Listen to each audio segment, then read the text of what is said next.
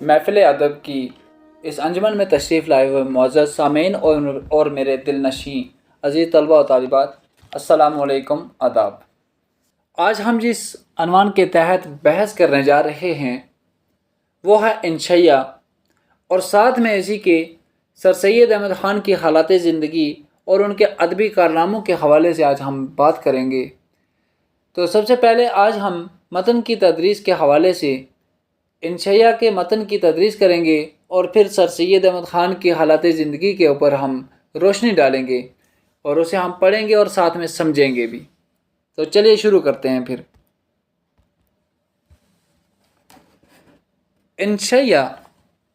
انشیہ کی صنف اردو میں انگریزی سے آئی، یعنی انشیہ کی یہ جو صنف ہے، یعنی یہ جو قسم ہے نثر کی، یہ اردو میں انگریزی سے آئی۔ انگریزی میں اسے ایسے کہتے ہیں، یعنی انگریزی میں اسے ایسے کہتے ہیں۔ عام طور پر اردو کے اخباروں اور رسالوں میں کسی خاص موضوع پر صحافتی یا علمی انداز کے جو مضامین یا مقالے لکھے جاتے ہیں، انشیہ ان سے مختلف ہوتا ہے۔ یعنی عام طور پر کیا ہوتا ہے کہ اخباروں اور رسالوں میں کسی خاص موضوع کے تحت جو صحافتی ہوں، یعنی اخباری ہوں، یا پھر علمی انداز کے جو مضامین ہوتے ہیں یا مقالے لکھے جاتے ہیں، انشیہ جو ہے وہ ان تمام سے کیا ہوتا ہے، الگ ہوتا ہے۔ ان مضامین میں معلومات اور سنجیدہ دلائل پر سارا زور صرف ہوتا ہے۔ اور کیا ہوتا ہے کہ یہ جو مضامین ہوتے ہیں ان کے اندر جو معلومات ہوتی ہے اور سنجیدہ جو ہیں دلائل جو ہیں، سنجیدگی کے ساتھ جب دلائل پیش کیے جاتے ہیں تو اس کے اوپر سارا زور لگا دیا جاتا ہے۔ لیکن جب کہ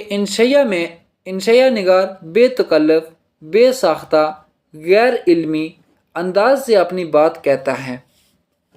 یعنی جب ایک انشیہ نگار جو ہوتا ہے وہ انشیہ لکھتے وقت کیا کرتا ہے کہ بنا کسی خوف کے، بنا کسی ڈر کے، بے ساختہ جو کچھ اس کے ذہن میں آتا ہے، مطلب اس کو علم نہ بھی ہوگا لیکن اس کے ذہن میں جو بات آئے گی وہ بھی اس کو کیا کرے گا، علمی انداز سے اپنی بات کو بیان کر دے گا، اور زیادہ تر اپنے تجربہ اور اپنے ذاتی مشاہدے کی بنیاد پر ہی اپنے تاثرات بیان کرتا ہے۔ اور اس میں کیا ہوتا ہے کہ انسان کے پاس جو اس کا تجربہ ہوتا ہے یا جو کچھ اس نے دیکھا ہوتا ہے، جو اس کی زندگی میں مشکلات آئی ہوتی ہیں یا جن چیزوں کا اس نے سامنا کیا ہوتا ہے، ان چیزوں کو وہ موضوع بنا کر اس کے اوپر اپنے تاثرات کو بیان کرتا ہے۔ اس کے سامنے کوئی خاص اصلاحی مقصد نہیں ہوتا، یعنی جو انشیہ نگار ہوتا ہے اس کے سامنے کوئی خاص اصلاح کرنے کا مقصد تو نہیں ہوتا، وہ تو اپنے دل کی باتیں مزے لے لے کر بیان کرتا ہے۔ کیا کرتا ہے کہ اس کے دل میں جو باتیں ہوتی ہیں وہ ان کو مزے لے لے کر مزے سے لوگوں تک پہنچانے کے لیے وہ اس کے لکھتا ہے اور انہیں بیان کرتا ہے۔ لیکن ان باتوں میں تازگی، ندرت اور شگفتگی ہونا بہت نہایت ضروری ہے۔ اب کیا ہوتا ہے کہ وہ جو باتیں وہ بیان کرتا ہے ان باتوں کے اندر کوئی تازگی ہو، کوئی نئی چیز ہو، کوئی اس میں رنگینی ہو، یہ جو چیزیں ہیں ان چیزوں کا ہونا بہت ضروری ہے۔ انشیہ کے تجربے پر ایک نئے زاویے سے روشنی ڈالتے ہیں۔ اب کیا ہے کہ انشیہ کا جو تجربہ ہے، یعنی ایک فنکار جو ہے وہ انشیہ لکھتا ہے تو اس کا انشیہ جو ہے وہ زندگی کے اوپر ایک نیا اثر ڈالتا ہے اور اس چیز کے اوپر روشنی ڈالتے ہیں، ساتھ ہی اس کی اپنی ذاتی شخصیت کا انکشاف بھی کرتے ہیں۔ اور کیا کرتے ہیں کہ جو شخص انشیہ لکھ رہا ہوتا ہے اس شخص کے بارے میں کیا کرتے ہیں، اس کے راز کو کھولتے بھی ہیں کہ وہ شخص کس طرح کا ہے۔ وہ شخص جو ہے وہ جو کچھ لکھ رہا ہے بلکہ وہ اپنے اندر کے جو جذبات ہیں ان کو پیش کیے جا رہا ہے، وہ بات میں سے بات پیدا کرتا ہے اور اس بات کو آگے کرتا ہوا آگے بڑھتا جاتا ہے۔ اب کیا ہوتا ہے کہ جو انشیہ نگار ہوتا ہے وہ جب انشیہ لکھتا ہے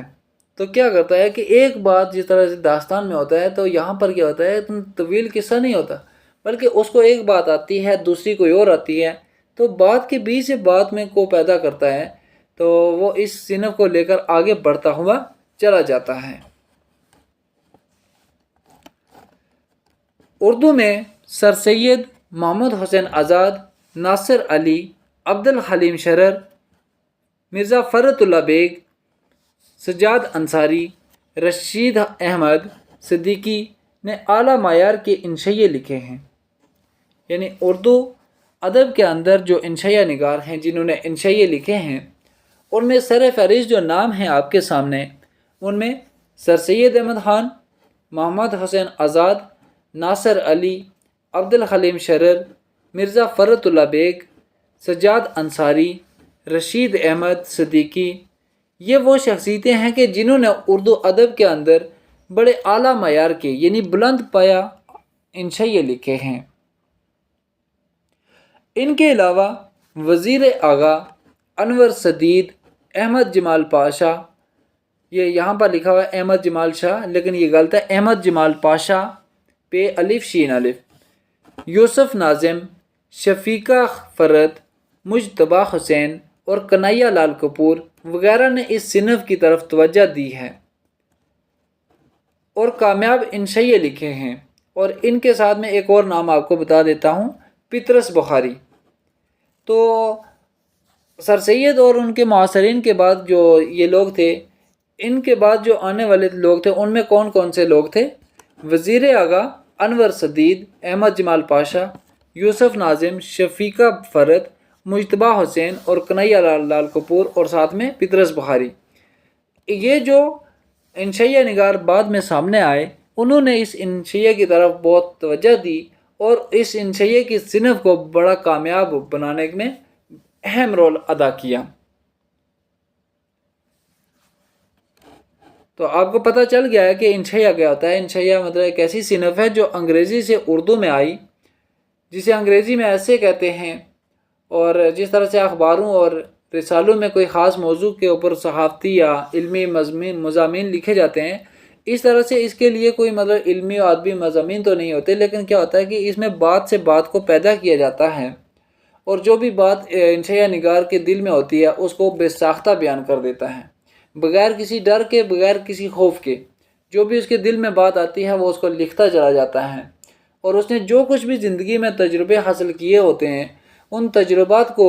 اپنے ذاتی مشاہدے کی بنیاد پر کیا کرتا ہے، وہ بیان کرتا ہے اور ان کے اوپر اپنے تاثرات ظاہر کرتا ہے۔ اور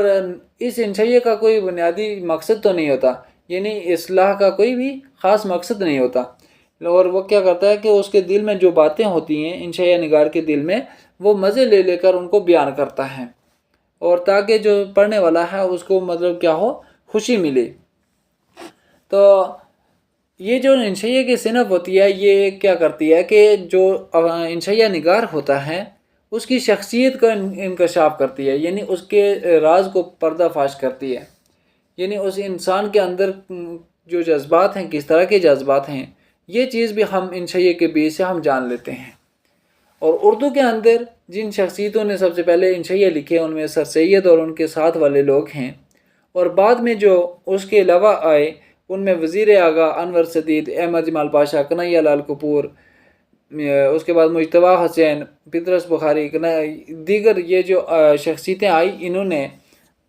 اردو انشائیے کو لکھنے میں اور اسے کامیاب بنانے میں بڑا اہم رول ادا کیا ہے۔ سر سید احمد خان کی حالات زندگی کے متن کی تدریس کرتے ہیں، یعنی پہلے پڑھتے ہیں اور ساتھ میں سمجھتے بھی ہیں۔ یہاں پر سر سید احمد خان کے نام کے نیچے جو لکھی ہے بات کہ 1817 سے لے کر 1898 عیسوی تک، 1817 میں ان کی پیدائش ہوئی اور 1898 عیسوی میں ان کی وفات ہو گئی۔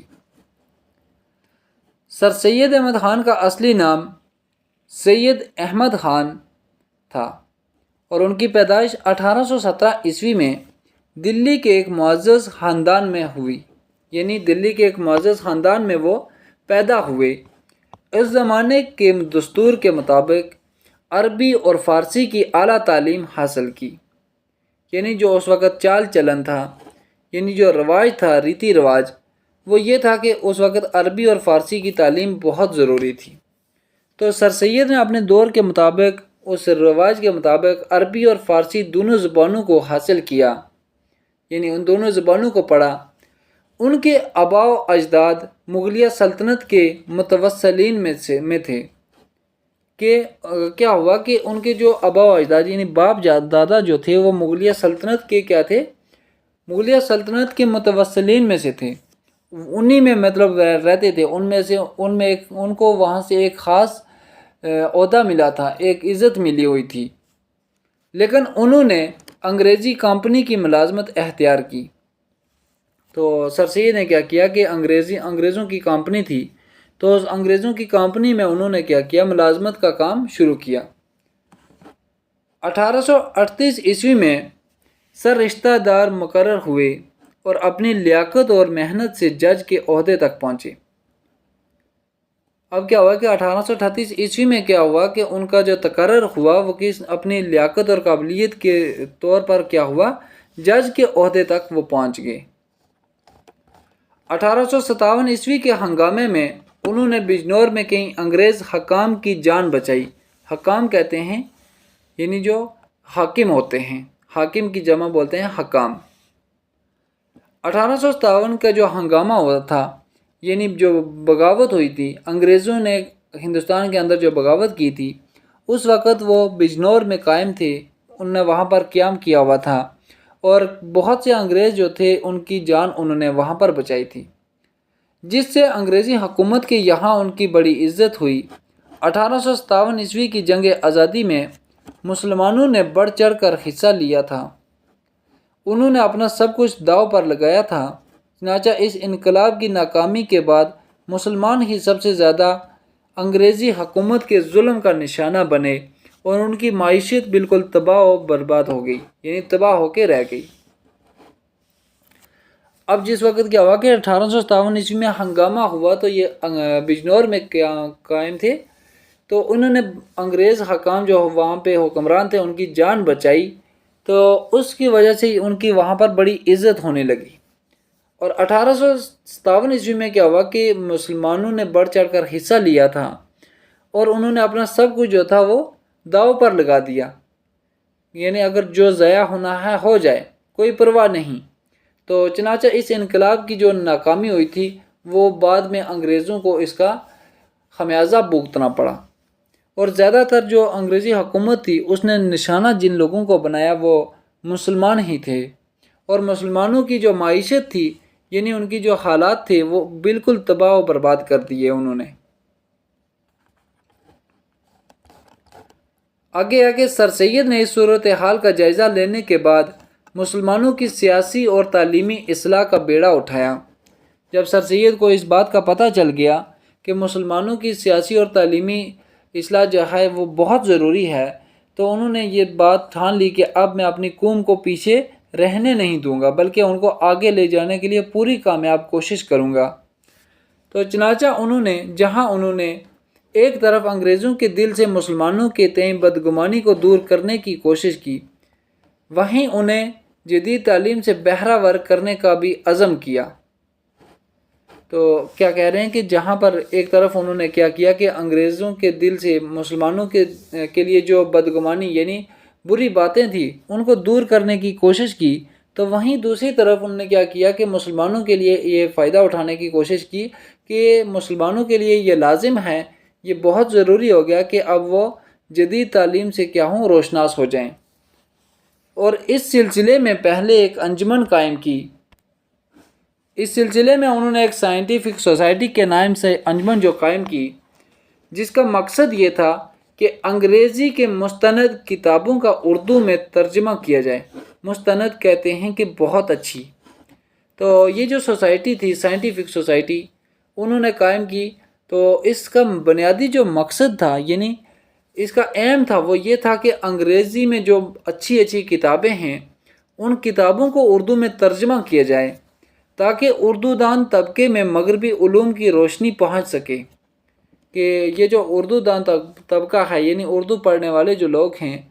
ان کے اندر یعنی ویسٹرن ایجوکیشن جو ہے وہ بھی پہنچ جائے، اس کی جو لائٹننگ ہے، جو روشنی ہے وہ بھی ان لوگوں تک پہنچے۔ بعد میں وہ علی گڑھ آئے، انہوں نے محمدن اینگلو عربی کالج کی بنیاد ڈالی اور پھر یہ یونیورسٹی کی شکل میں ہندوستان کا ایک نمایاں علمی ادارہ بن گیا۔ پھر کیا ہوا کہ اس کے بعد سر سید نے جب علی گڑھ آئے تو انہوں نے ایک کالج کی بنیاد رکھی جس کا نام تھا محمدن اینگلو عربی کالج، یا پھر اس کا نام ہے محمدن اینگلو اورینٹل کالج۔ تو اس کی بنیاد رکھی تو 100 سال کے بعد قریب 1924 عیسوی میں کیا ہوا کہ اس نے یہ جو تھی یہ یونیورسٹی بن گئی، جو آج علی گڑھ مسلم یونیورسٹی کے نام سے جانی جاتی ہے، اور ہندوستان کا ایک بہت بڑا ادارہ جو ہے یہ یونیورسٹی بن چکی ہے۔ ملازمت سے سبکدوش ہونے کے بعد وہ علی گڑھ میں قیام پذیر ہوئے، اور ہمہ وقت کہتے ہیں کہ ہر وقت کالج کی ترقی کی کوشش کرتے رہے۔ کیا ہوا کہ جب ملازمت سے یہ سبکدوش ہوئے یعنی ریٹائر ہوئے تو اس وقت وہ علی گڑھ میں ہی رہ رہے تھے، اور ہر وقت کالج کی ترقی کے لیے وہ کام کرتے رہتے۔ انہوں نے تہذیب الاخلاق کے نام سے ایک رسالہ بھی جاری کیا جس کا مقصد مسلمانوں میں روشن خیالی پھیلانا اور ان میں جدید علوم کا شوق پیدا کرنا تھا۔ کیا ہوا کہ سر سید نے کیا ہوا کہ ان کو جب اس چیز کا اندازہ ہوا کہ ہماری قوم کو آگے بڑھنا ہے اور کالج کی ترقی کے لیے وہ کام کر رہے تھے، تو اس سلسلے میں انہوں نے کیا کیا، ایک رسالہ تھا جس کا نام تہذیب الاخلاق۔ یاد رکھیے گا، بہت اہم سوال ہوتا ہے، ہر جگہ پہ پوچھا جاتا ہے کہ سر سید نے کون سا رسالہ نکالا تھا، تو اس رسالے کا نام تھا تہذیب الاخلاق۔ اور اس رسالے کو جب انہوں نے جاری کیا تو اس کا مقصد یہ تھا کہ مسلمانوں کے اندر روشن خیالی آئے، یعنی ان کے ضمیر جاگ جائیں، وہ غلامی کی زندگی نہ جئیں بلکہ اپنے حق کو حاصل کرنے کی کوشش کریں۔ تو اس میں کیا ہوا کہ انہوں نے جدید علوم کو حاصل کرنے کا شوق بھی لوگوں کے اندر پیدا کیا۔ ان کی کوششیں بارآور ثابت ہوئیں، یعنی بارآور کہتے ہیں کامیاب ہوئیں، اور دھیرے دھیرے مسلمان جدید تعلیم کی طرف راغب ہونے لگے۔ آخری عمر تک کالج کی دیکھ بھال اور تصنیف و تالیف میں لگے رہے۔ 1898 عیسوی میں علی گڑھ میں انتقال کیا اور وہیں کالج کے احاطے میں دفنائے گئے۔ کیا ہوا کہ آخری عمر میں کیا ہوا، مطلب وہ جب تصنیف و تالیف کا جو کام کاج ہوتا تھا، یعنی لکھنے اور اس کو اکٹھے کرنے کا جو کام تھا اسی میں لگے رہتے تھے۔ ان نے ساری زندگی یہی کام کیا کہ مطلب قوم کو فلاح و بہبود دلائی جائے، تو اس سلسلے میں ان کا یہ تصنیف و تالیف کا کام جو تھا ہمیشہ چلتا رہتا تھا۔ تو 1898 عیسوی میں یعنی آخر میں ان کی جو انتقال ہوا 1898 میں، تو اس وقت یہ علی گڑھ میں ہی تھے۔ تو علی گڑھ میں جو یہ اورینٹل کالج تھا اسی کے بیچ میں جو وہاں پہ آج مسجد ہے، مسجد کے دائیں جب اندر گیٹ کے اندر جاتے ہیں تو دائیں کارنر پہ وہاں پہ ان کی قبر مبارک ہے، تو وہیں پہ وہ دفن کیے گئے۔ ایک مفکر اور مصلحہ ہونے کے ساتھ ساتھ سر سید ایک اعلیٰ پایہ کے ادیب تھے۔ ان کی فکر کا دائرہ خاصا وسیع تھا، چنانچہ دینیات، تاریخ اور اخلاقیات پر ان کی مستقل تصانیف ہیں، جن میں آثار السنادید، جلاء القلوب، تبیین الکلام وغیرہ بہت ہی معروف ہیں۔ کیا ہوا کہ ایک مفکر یعنی فکر کرنے والا، ایک مصلحہ یعنی لوگوں کے لیے مطلب ایک رہبر بن کے آنے والا، یہ سر سید جو تھا یہ مطلب ایک بہت بڑا ادیب تھا، یعنی بہت بڑا مفکر بھی تھا اور مصلحہ قوم بھی تھا۔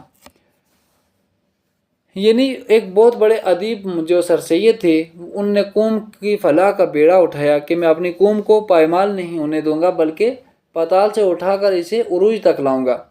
تو ان کی فکر جو تھی وہ بہت بڑی تھی اور بہت وسیع نظر ان کی تھی، دور بینی بہت زیادہ تھی۔ تو چنانچہ انہوں نے کیا کیا کہ دینیات، تاریخ اور اخلاقیات پر ان کی مستقل جو تصانیف ہیں، انہوں نے کیا کیا ان موضوعات کے اوپر کتابیں لکھی، جن میں آثار السنادید، جلاء القلوب، تبیین الکلام یہ ان کی کتابیں ہیں جو بہت زیادہ مشہور ہیں، معروف کہتے ہیں مشہور کو۔ اور ان کے علاوہ انہوں نے مختلف سماجی، تعلیمی اور مذہبی موضوعات پر سینکڑوں مضامین بھی لکھے، اور ان کتابوں کے علاوہ بلکہ انہوں نے صرف یہی کتابیں نہیں لکھی تھیں، اس کے علاوہ انہوں نے بہت ساری لکھی، سماجی موضوعات پہ، تعلیمی اور مذہبی موضوعات پر 100 سے زائد کتابیں انہوں نے لکھی۔ سر سید کی نثر سادہ، واضح اور پرزور ہے، یعنی سر سید نے جو قصے کہانیاں جو لکھی ہیں وہ سادہ زبان میں ہیں اور ان کے اندر بہت زور ہے۔ ان کی تحریروں میں کسی طرح کی بناوٹ، تکلف یا تصنع نہیں پایا جاتا، یعنی ان کی جو تحریریں ہیں، جو کچھ انہوں نے لکھا ہے اس کے اندر کچھ بھی ریاکاری یا مکاری وغیرہ کچھ نہیں ہے، یا انہوں نے بڑھا چڑھا کے نہیں لکھا۔ ان میں ایک خاص وصف ہے، یعنی اس کے اندر ایک خاص خوبی یہ بھی تھی، یا یہ تھا کہ مشکل سے مشکل مضمون کو بھی سیدھی سادی زبان میں بیان کرنے پر قدرت رکھتے تھے۔ اور سر سید کی یہ بہت بڑی خوبی تھی کہ وہ کیا کر سکتے تھے کہ سیدھی سادی یعنی آسان زبان کے اندر کسی چیز کو بیان کرنے کی قدرت رکھتے تھے۔ آج کل کی سادہ، علمی، واضح اور مدلل نثر کی بنیاد سر سید ہی کے ہاتھوں پڑی، یعنی آج کے دور میں جو سادہ علمی نثر ہے اور واضح اور مدلل نثر ہے، اس کی جو بنیاد تھی وہ سر سید نے ہی ڈالی ہوئی ہے۔